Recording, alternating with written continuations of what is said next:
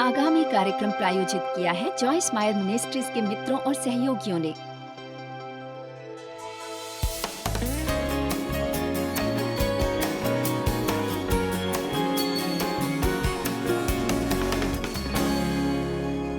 लूका 15:18।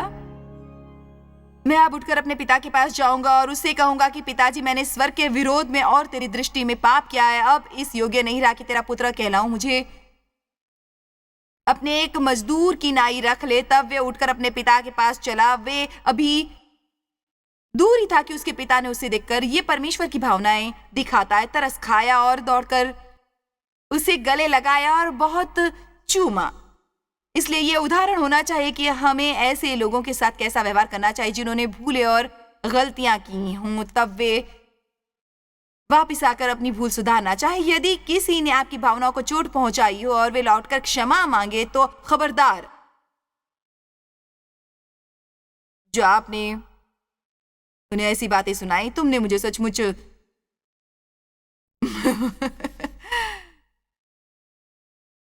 बहुत ठेस पहुंचाई थी। पुत्र ने उससे कहा, पिताजी, मैंने स्वर्ग के विरोध में और तेरी दृष्टि में पाप किया और अब इस योग्य नहीं रहा कि तेरा पुत्र कहलाऊं। परंतु पिता ने अपने दासों से कहा, झट अच्छे से अच्छा वस्त्र, सम्मान का वस्त्र निकालकर उसे पहनाओ और उसके हाथ में अंगूठी और पांवों में जूतियां पहनाओ और पला हुआ बढ़िया बछड़ा लाकर मारो ताकि हम खाएं और आनंद मनाएं, क्योंकि मेरा ये पुत्र मर गया था फिर भी जी गया है, खो गया था अब मिल गया है। और वे आनंद करने लगे। वचन 25। परंतु उसका जेठा पुत्र खेत में था और जब वो आते हुए घर के निकट पहुंचा तो उसने गाने और नाचने का शब्द सुना और उसने एक दास को बुलाकर पूछा, ये क्या हो रहा है यहाँ, ये क्या हो रहा है? मैं आपको बताना चाहती हूँ कि बड़े भाई के जैसे लोगों को दावतें अच्छी नहीं लगती। उन्हें हंसना अच्छा नहीं लगता, उन्हें मजाक करना अच्छा नहीं लगता। वो केवल उग्र और गंभीर बनना चाहते हैं और आलोचना करने और आंकने वाली भी। वे अपने ही कामों में व्यस्त होते हैं। वे अपने को हमेशा सही और दूसरों को हमेशा गलत समझकर वो देखते रहते हैं कि दूसरे लोग उनकी तुलना में क्या नहीं कर रहे। सच तो यह है कि मैं यहां तक कह सकती हूं कि बहुत बार गिरजे के बड़े भाई ही हैं जो छोटे भाई के अफियाई बनने का कारण होते हैं।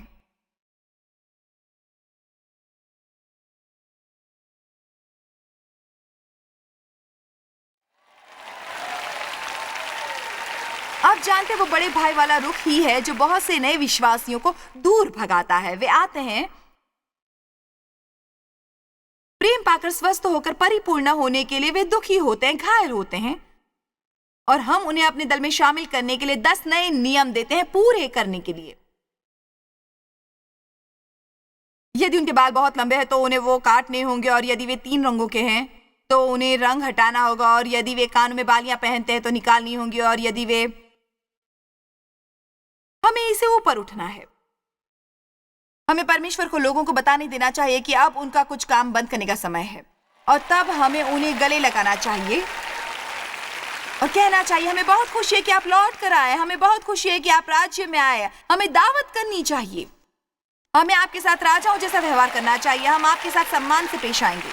और सभी बड़ा भाई आता है। मेरे विचार से मेरा धर्म के बारे में 10 भागों की श्रृंखला सिखाने का समय हो गया है।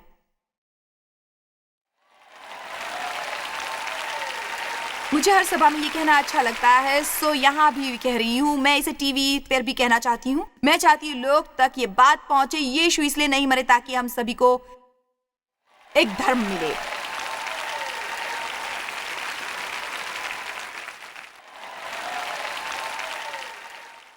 वो मरे ताकि परमेश्वर के साथ आत्मीय घनिष्ठ संबंध का मार्ग एक बार फिर से खुले और सभी लोग आजादी से आकर उनसे साहचर्य कर सकें।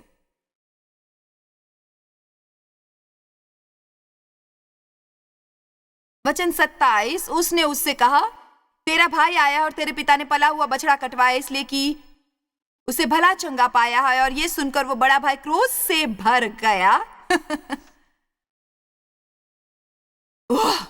उसमें गहरा आक्रोश था और भीतर जाना न चाहा। मैं उस दावत में नहीं जाऊंगा। मैं बाहर खड़ा रहकर क्रोध प्रकट करूंगा। क्या मैं आपको कुछ कह सकती हूं? ये परमेश्वर को दावत का आयोजन करने से नहीं रोक पाया। आप चाहे परमेश्वर की दावत पर जाएं या नहीं, वे दावत करने वाले हैं। और आप बड़े भाई के रुख के साथ बाहर ठहर सकते हैं। क्या आप जानते हैं कि आप परिवार के होकर भी घर ये नहीं हो सकते? आप इसका मतलब जानते हैं? आप गिरजे जाते होंगे पर आप परमेश्वर की उपस्थिति में नहीं जी रहे होंगे। उनका घर, उनकी उपस्थिति उनसे घनिष्ठ नजदीकी की तरह है। जब आप लोगों के साथ घर में रहते हैं, वो बंद होता है। परमेश्वर हमें केवल बाहरी दरबान तक संबंध बनाने के लिए नहीं बुलाते, पर वो पर्दा, वो आवरण, वो मोटा पर्दा जो पवित्र स्थान को सर्वाधिक पवित्र स्थान से अलग करता है, जहां परमेश्वर की उपस्थिति थी। जब यीशु क्रूस पर मरे तो ये पर्दा ऊपर से लेकर नीचे तक फट गया था, जिससे कि पर आप फिर भी बाहरी दरबार में रह सकते हैं। यदि आप वहीं रहना चाहते हैं, आपको केवल कड़वाहट से भरे रहने की जरूरत है। आपको केवल हर उस व्यक्ति से क्रोधित रहना है जो आपसे वैसा व्यवहार नहीं करता जैसा आप सोचते हैं करें। आप वहीं बाहर रह सकते हैं, पर हम में से कुछ दावत पर जाने वाले हैं।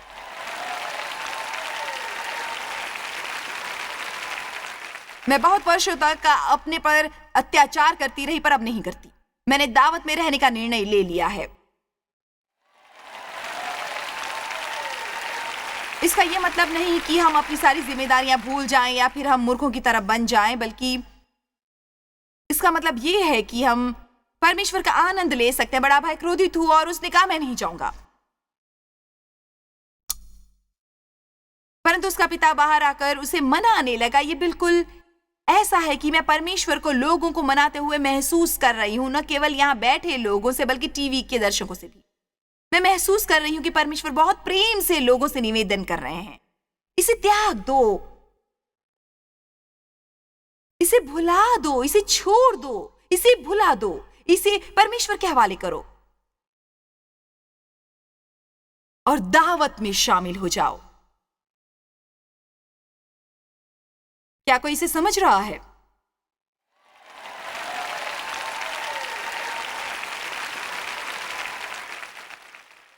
पर बड़े भाई ने अपने पिता के निवेदन का इस तरह जवाब दिया, देख, मैं इतने वर्षों से तेरी सेवा कर रहा हूं और कभी भी तेरी आज्ञा नहीं टाली, तो भी तूने मुझे कभी एक बकरी का बच्चा भी न दिया कि मैं अपने मित्रों के साथ आनंद करता। परंतु जब तेरा ये पुत्र, हम भी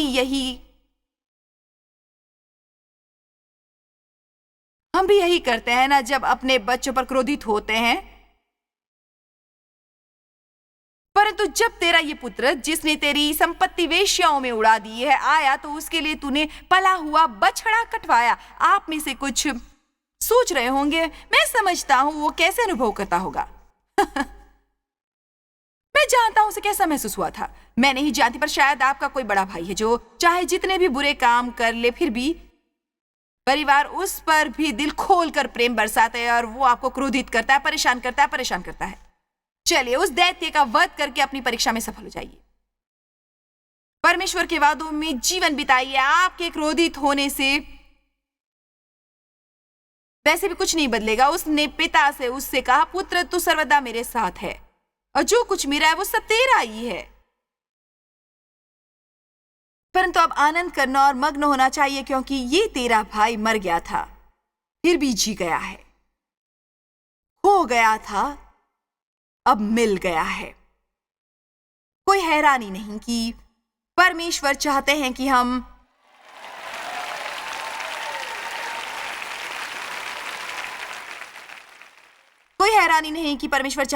अपनी भावनाओं को चोट पहुंचाने वालों के लिए प्रार्थना करें, क्योंकि यदि वो कोई दुष्ट व्यक्ति है जो राज्य से बाहर है, तो हमें उसके मोक्ष के लिए प्रार्थना करनी है।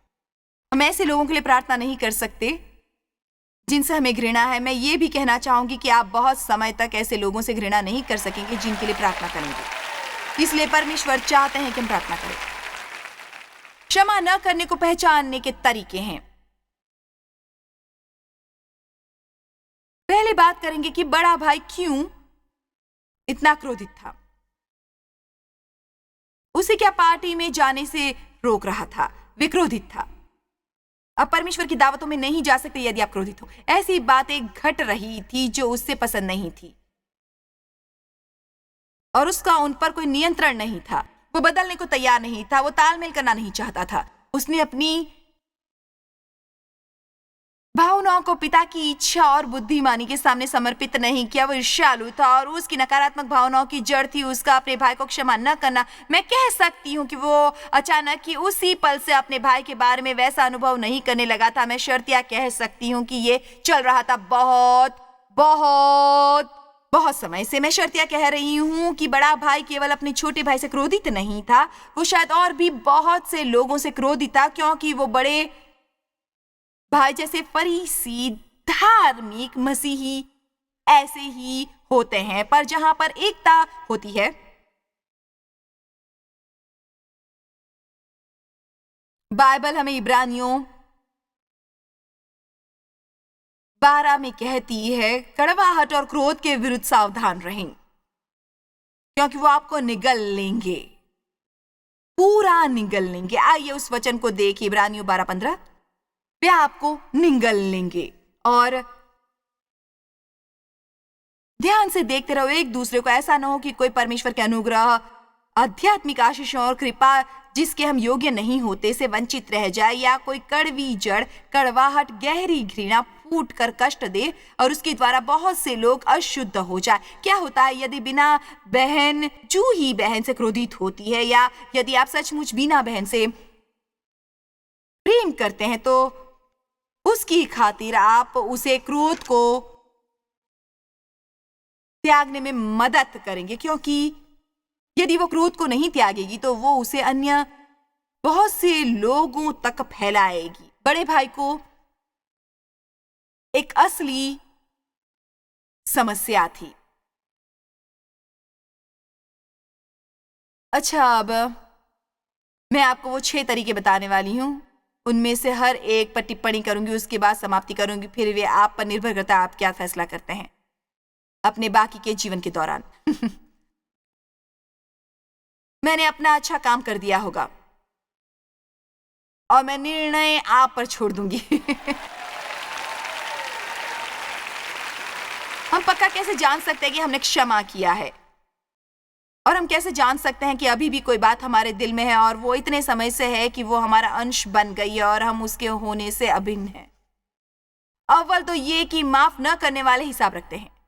लूका 15:24 में बड़े भाई ने कहा, देख मैं इतने वर्षों से तेरी सेवा कर रहा हूं। पतरस जानना चाहता था मुझे कितनी बार उसे क्षमा करते रहना होगा। क्षमा न करने वाले हमेशा हिसाब रखते हैं। 1 कुरिन्थियों 13:15 के अनुसार प्रेम हिसाब नहीं रखता, वे गिनती नहीं करता अपने साथ की बुराई की। अब आप हमारा सामान्य तरीका जानते, मेरा मतलब ये उन आरंभिक दिनों की बात है जब डेव और मैं बहुत बहस करते, लड़ते झगड़ते और क्रोधित होते थे। कोई बात होती तो अचानक मैं 3 साल पुरानी बातों को दोबारा घसीट लाती और वो मुझसे पूछते, तुम ये सब बातें कहां दबा कर रखती हो? उसका एक स्थान था, वो सब मेरे अंदर थी और मुझे अंदर से लगातार खाते जा रही थी। सो वे जब भी कोई नया काम करते उस सूची से जुड़ जाता और वो सूची तब तक बढ़ती रहती जब तक वो दैत्य न बन जाती। मुझे ये दिलचस्प लगता है कि कई बार जब हम किसी से कुछ कहते हैं जो उन्हें अच्छा नहीं लगता तो अचानक वे शुरू हो जाते हैं, आपने ऐसा किया था, आपने वैसा किया था, आपने मेरे साथ वो किया। ये सुनकर अब हैरान होते हैं, जीवन में एक समय पर इसने मुझे क्रोधित करना था, पर अब मुझे उन पर रहम आता है कि वो सोचते हैं कि उन्हें इस तरह से जीना पड़ेगा। क्षमा न करने वाला हमेशा अपनी शेखी बगाड़ता है। लूका 15:29 में उसने कहा, मैंने कभी अवाज्ञाकारी नहीं की थी, आपके हुक्म की सचमुच कभी नहीं की। मैंने इतने वर्षों तक आपकी सेवा की और कभी कोई गलत काम नहीं किया। आंकने वाले हमेशा अपने को सही और दूसरे को गलत कहते हैं। क्षमा न करने की भावना हमें पिता के घर से बाहर रखती है। हमें क्षमा न करने वाले हमेशा शिकायत करते हैं, जब मैं छोटा था आपने मुझे कभी कुछ नहीं दिया, मैं मजे करता, प्रसन्न होता और अपने मित्रों के साथ आनंद उठाता, आपने मेरे लिए कभी कुछ नहीं किया। जैसा कि मैंने पहले कहा था, उस तरह के लोग कभी ये नहीं देखते कि कोई क्या कर रहा है, वो केवल ये देखते क्या नहीं किया। मेरे 4 जवान बच्चे और मैं वर्षों पहले उन सबके साथ बैठी थी और मैंने कहा था कि मुझे तुम सबसे कुछ कहना है और मैं तुरंत ये बात स्पष्ट करना चाहती हूँ। मैंने कहा, तुम जानते हो हम जीवन में स्थिति में हैं जहां हम तुम सब के लिए भिन्न भिन्न काम करना चाहते हैं, जैसे हमें आत्मा भिन्न भिन्न तरीकों से तुम्हारी मदद करने को कहती है। पर मैं नहीं चाहती कि मुझे ऐसे महसूस करवाया जाए जब मैं किसी एक के लिए कुछ करूं तो जो बाकी तीनों के लिए न करूं तो बाकी के 3 क्रोधित होंगे, क्योंकि हम तुम सब की मदद करेंगे समय आने पर।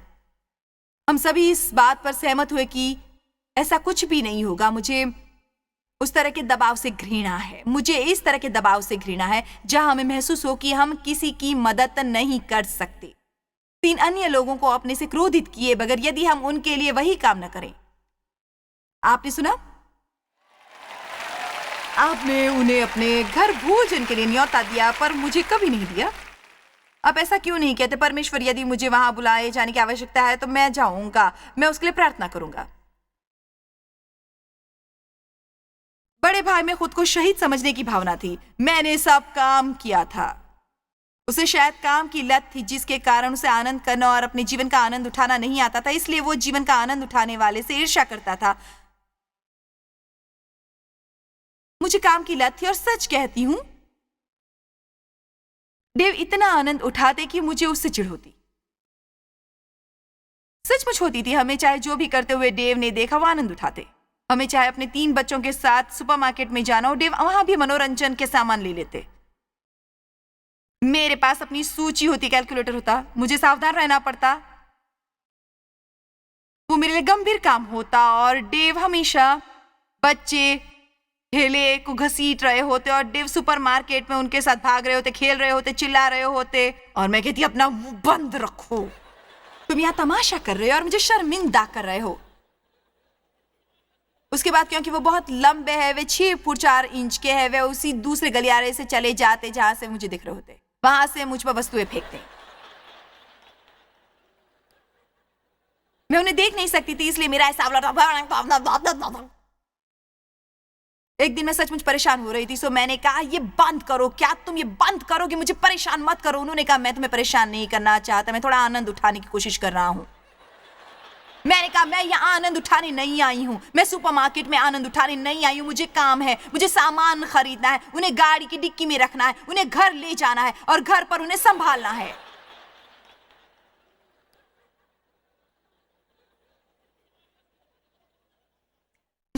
अफसोस कि मैं उस तरह जीती थी। मैं दावत में नहीं जाती थी क्योंकि मैं बड़े भाई जैसी थी। क्या आज यहाँ कोई मौजूद है?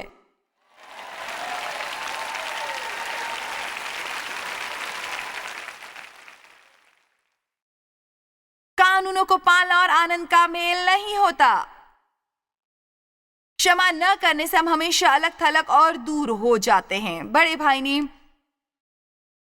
छोटे भाई का बखान तेरा वो पुत्र कह कर किया। यहां पर विभाजन है। वो पीछे हो गया। वो दावत में नहीं जाने वाला था। मुझे इस दावत से कोई सरोकार नहीं है। क्षमा न करने वाला दोषारोपण करता है और भांडा फोड़ता है और बार बार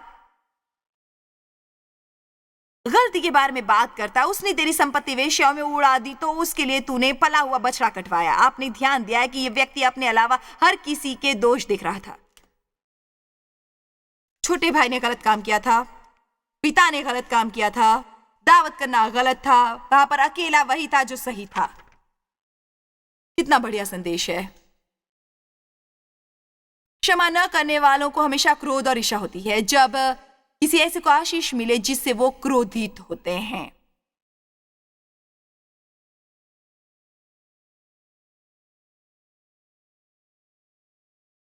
यदि किसी ने आपकी भावनाओं को चोट पहुंचाई है और उन्हें आशीष मिले, उसके साथ कुछ अच्छा हो, तो आप क्रोधित हो जाते हैं। बिल्कुल सही कहा ना मैंने।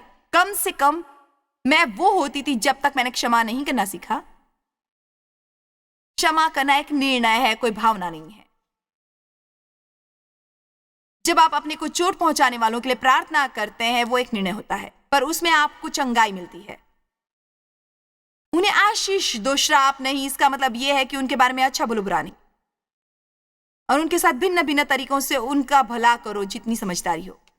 मैं आपको प्रोत्साहित करना चाहती हूं कि आप निर्णय कर ले कि आप ऐसा जीवन जिएंगे जहां आप क्षमा करेंगे और क्रोधित होने से इनकार करेंगे। दावत से बाहर मत रहिए। आप सब सचमुच जोर से चिल्लाए, मैं दावत में जाने वाला हूं। अब एक बार फिर से चिल्लाइए, मैं घर के अंदर रहने वाला हूं। मैं बाहरी दरबार में नहीं रहूंगा। चलिए अब सब खड़े हो जाते हैं। आप सुनिए, यहां हमारी दावत समाप्त हो गई है, पर आपकी असली दावत अभी आरंभ हो रही है, क्योंकि अब आपके पास घर जाकर वैसा जीवन जीने के लिए युद्ध सामग्री है जैसा परमेश्वर चाहते हैं कि आप जी। कितनों ने वो सुना जो मैंने कहा? याद रखिए, चाहे आप ये निर्णय ले रहे हैं, आपकी भावनाएं तुरंत नहीं बदल जाएंगी, पर यदि आप अपने को आहत करते वाले व्यक्ति के बारे में बोलना बंद करेंगे, जिन्होंने जो किया वो बुरा था, उसके बारे में सोचना बंद करेंगे, उसके बारे में प्रार्थना करना आरंभ करेंगे, तो उससे बहुत काम हो जाएंगे आपके। आप ये समझ रहे हैं ना? परमेश्वर कभी आपसे ऐसा कुछ करने को नहीं कहते यदि उससे आपका जीवन बेहतर न बनता हो। पिता यीशु के नाम में परमेश्वर कभी आपसे ऐसा कुछ करने को नहीं कहते यदि उससे आपका जीवन बेहतर न बनता हो। पिता यीशु के नाम में मेरी प्रार्थना है कि आप हम पर अनुग्रह करें ताकि हम अभी सुने वचन पर अमल करें। परमेश्वर, हम वादा करते हैं कि हम आपकी राहों पर चलेंगे। क्षमा न करने की मूर्खता करके हम आपकी उपस्थिति से बाहर नहीं रहेंगे। हम घर में आना, आपकी उपस्थिति में रहना और दावत में शामिल होना चाहते हैं। परमेश्वर, हम आनंद उठाना और वैसे जीना चाहते हैं जैसी आपकी योजना है। इसलिए हम जानते हैं कि हमें अनुग्रह और अधिक अनुग्रह की आवश्यकता है, जो आपकी वो शक्ति है जो हमारी वो करने में मदद करती है जो आप हमें करने को कह रहे हैं। हम उसके लिए आपके एहसानमंद हैं। यीशु के नाम में आमीन। मैंने आनंद उठाया, आशा करती हूं आपने भी उठाया होगा। जब हम क्षमा करने से हिचकिचाते हैं तो हमारे जीवन में हमेशा कड़वाहट जड़ पकड़ लेती है। उसके बाद उसका हमारे जीवन में परमेश्वर की उपस्थिति पर प्रतिकूल असर होता है। हमें अपने दिल में क्षमा न करने की पहचान करना सीखना है। ये बहुत महत्वपूर्ण है।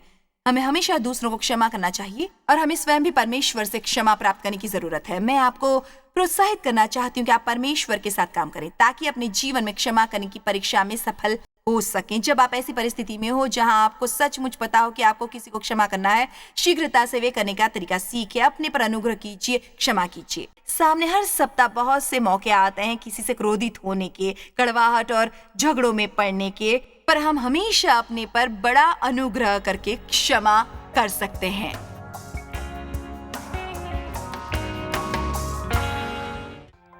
जॉयस मायर मिनिस्ट्रीज में आप हमारे लिए बहुत ही कीमती हैं, जितना कि आप जानते हैं। हम आपकी सराहना करते हैं और इस सेविकाई को दुनिया भर में संभव बनाने के लिए हम अपने दोस्तों और सहभागियों को धन्यवाद देते हैं। हम साथ मिलकर भूखों को खाना खिलाते हैं, गरीबों को कपड़े देते हैं और कई देशों में सुसमाचार बांटते हैं। अपना प्रार्थना निवेदन भेजने के लिए कृपया आज ही संपर्क कीजिए joycemeyer.org पर। हमारे स्रोतों के बारे में और भी जानिए। जॉयस की सभाओं की सूची देखिए हमारे साथ सहभागी बनने के लिए, क्योंकि हम दुनिया भर में मसीह के प्रेम को बांटते हैं। इसका खर्च उठाया है जॉयस मायर मिनिस्ट्रीज के मित्रों और सहयोगियों ने।